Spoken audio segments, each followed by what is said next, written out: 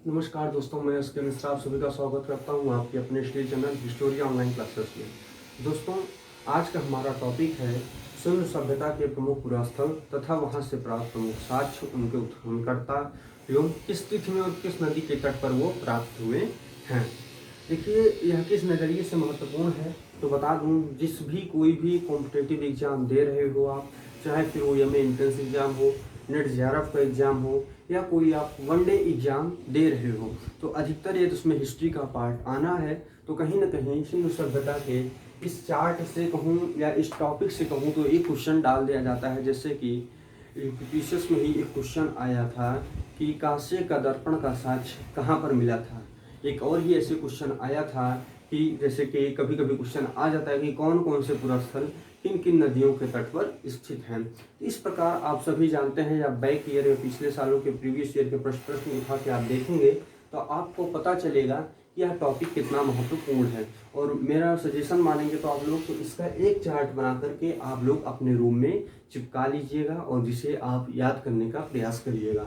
और अगर लिखने में थोड़ी समस्या हो रही है क्योंकि कंटेंट ज़्यादा लिखा गया है, बोर्ड छोटा है, तो आप लोग उसके लिए परेशान मत होइए।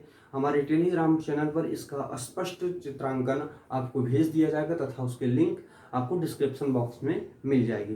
तो चलिए वीडियो को शुरू करते हैं। हड़प्पा सभ्यता की पहली साइट हमारी जो महत्वपूर्ण है वह है स्वयं हड़प्पा। जैसे कि आप सभी को जानकारी होगी कि जो भी साइट पहले मिलती है या जो भी पूरा स्थल सर्वप्रथम प्राप्त होता है उसी के नाम पर सभ्यता का नाम रख दिया जाता है। तो हड़प्पा सभ्यता से हड़प्पा पूरा स्थल से शुरुआत करते हैं। यह कहाँ पर स्थित है दोस्तों?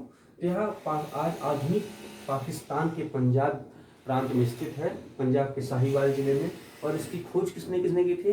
इसकी खोज दयाराम साहनी और मार्टिन व्हीलर तथा वत्स स्वरूप ने की थी। और यह किस सन में खोजा गया था? 1921 में खोजा गया था और रावी नदी के तट पर स्थित है। यहाँ से दो महत्वपूर्ण साक्ष्य मिले हैं। पहला है कांस्य दर्पण और दूसरा है कांसे की गाड़ी। और कहीं कहीं कभी कभी एक क्वेश्चन और पूछ लेता कि मछुआरे का चित्र कहाँ से प्राप्त हुआ है।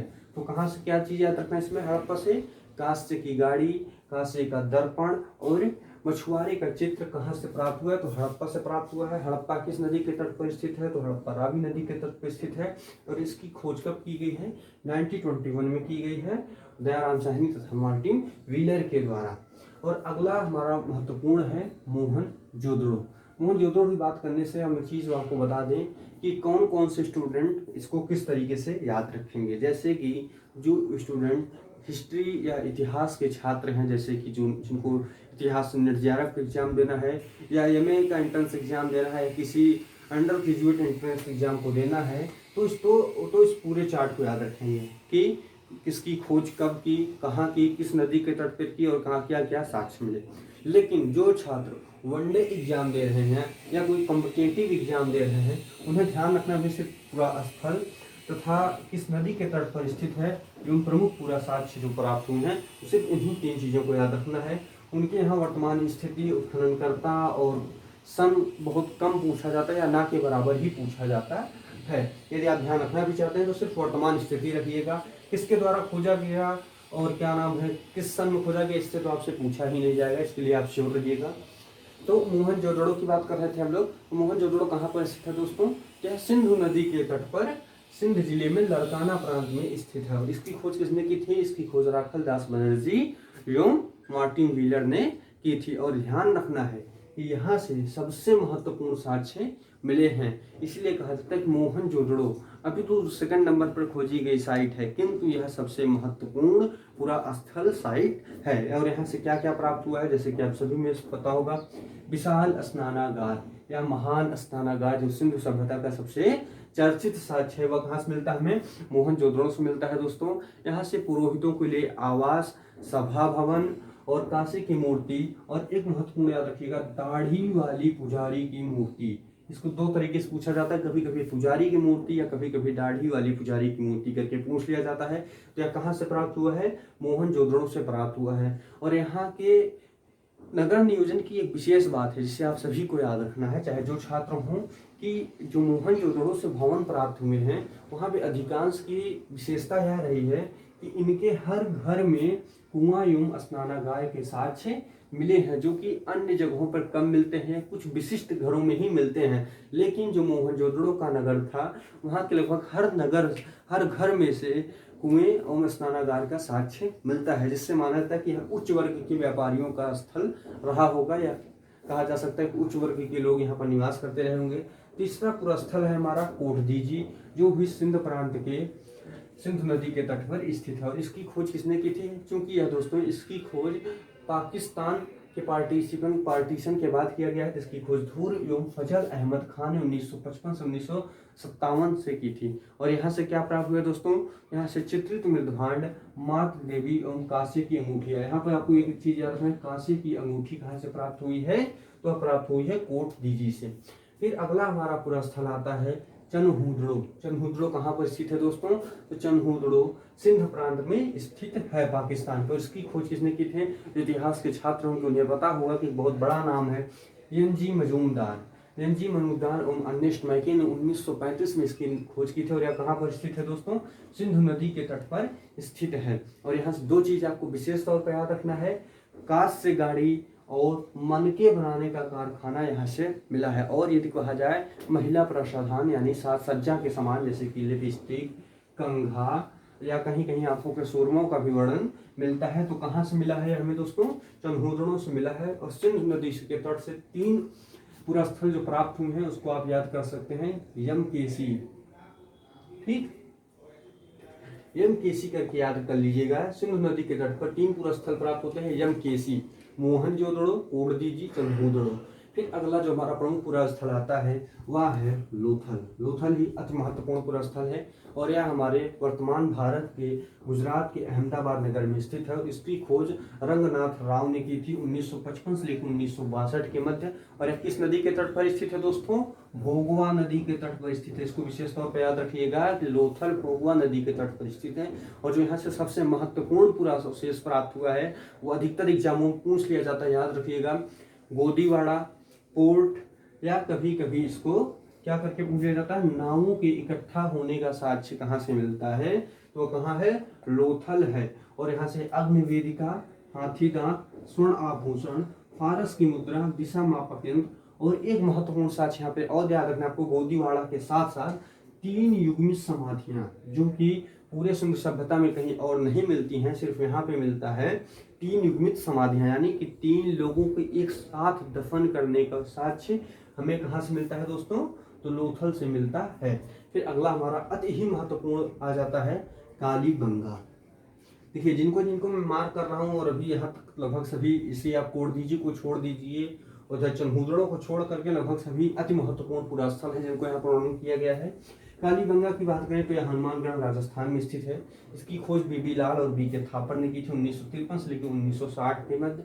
और इसकी यह किस नदी के तट पर स्थित है दोस्तों? यह घग्गर नदी के तट पर स्थित है। और यहाँ से क्वेश्चन पूछा जाता है, सबसे महत्वपूर्ण पुरावशेष पूरा साक्ष्य मिला है, आपको ध्यान रखना है, हल रेखा या हल की जुताई या हल की साक्ष्य या जुते हुए खेत का साक्ष्य कहाँ से मिलता है?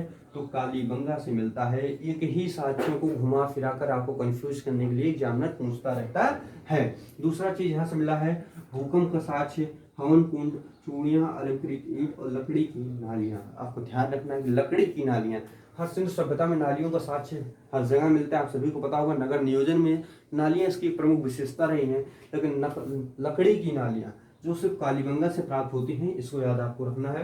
अगला हमारा महत्वपूर्ण पुरास्थल है राखीगढ़ी, हिसार हरियाणा में स्थित है। इसकी खोज सूरभान ने की थी 1964 में और यह भी घग्गर नदी के तट पर स्थित है। आपको कैसे याद रखना है? काली राख घाघरा पहनकर, काली राख घाघरा पहनकर, काली राख घाघरा पहनकर घग्गर नदी के तट पर स्थित है। और यहाँ से ताम उपकरण मिले हैं तथा हड़प्पा की ऐसी मुद्राएं प्राप्त हुई हैं जिन पर सैंधव लिपि का उत्कीर्णन किया गया है। इस बात को ध्यान रखना है। और आप ऐसे याद कर लीजिएगा, काली राखी कहाँ पर? घाघरा पहन के घग्गर नदी के तट पर स्थित है। लोथल भाग गया, लोथल भाग गया, लोथल भोगवा नदी के तट पर स्थित है। और यह आपको बताया था ही, यमकेशी मार्क्स, यमकेशी चन्हू सिंधु, यमकेशी सिंधु। ठीक, हड़प्पा रावी नदी के तट पर स्थित है। इसको आप लोग ऐसे याद कर सकते हैं, हड़प्पा राय, हड़प्पा राय, हड़प्पा रावी, हड़प्पा राय। अगला हमारा महत्वपूर्ण पूरा स्थल है जो है बनावली या हिसार हरियाणा में प्राप्त है। इसकी आर.एस. विष्ट ने खोज की थी 1973 में। जो नदी आज के समय में विलुप्त मानी जाती है उसी तट पर स्थित प्राप्त हुई है। कौन सी नदी है? सरस्वती नदी के तट पर माना जाता है बनावली का साक्ष्य। और यहाँ से जो सबसे महत्वपूर्ण साक्ष्य मिला है वह यह है कि यहाँ से धान का साक्ष्य मिला है, चावल का साक्ष्य मिला है। इस बात को आप लोग याद रखिएगा। अक्सर एग्जाम जब भी पूछा जाए कि चावल का साक्ष्य या धान के पात्र का साक्ष्य हमें कहाँ से मिला है, तो बनावली से मिला है। यहाँ से मुहरे और एक महत्वपूर्ण विशिष्ट चीज जो है मिट्टी का हल प्राप्त हुआ है। इस प्रकार अभी तक 8 महत्वपूर्ण पुरास्थलों को देखा सिंधु सभ्यता के। और यह सारे पुरास्थल बहुत ही महत्वपूर्ण और बहुत ही आवश्यक हैं आपके एग्जाम की दृष्टि से, आपके तैयारी की दृष्टि से। तो इनको आप याद कर लीजिएगा। किन किन छात्रों को क्या क्या याद रखना है वो भी मैंने बता दिया है आपको। जो तैयारी वाले छात्र हैं वो केवल पूरा स्थल, नदी और साक्ष्य को याद रखेंगे। जो इतिहास के छात्र हैं वो कंप्लीट चार्ट को याद रखेंगे। अगले कुछ चलती हैं पूरा स्थल बच गए थे, इनको आइए देख लेते हैं। इसमें अगला हमारा पूरा स्थल है रंगपुर। और रंगपुर कहाँ पर स्थित है? या काठियावाड़ की गुजरात में स्थित है। काठियावाड़ में किसका जन्म हुआ था? हमारे महात्मा राष्ट्रपिता मोहनदास करमचंद गांधी है। उसकी खोज किसने की थी? किसकी? रंगपुर राव की, आर.एस. राव ने। किस सन में? सन 1954 में। और इस नदी के तट पर स्थित है या भादर नदी के तट पर स्थित है। अब याद रखिएगा रंग भादर, आप कैसे याद कर सकते हैं? रंग भादर, रंग भादर। रंगपुर भादर नदी के तट पर स्थित है काठियावाड़ गुजरात में। और इसकी खोज आर.एस.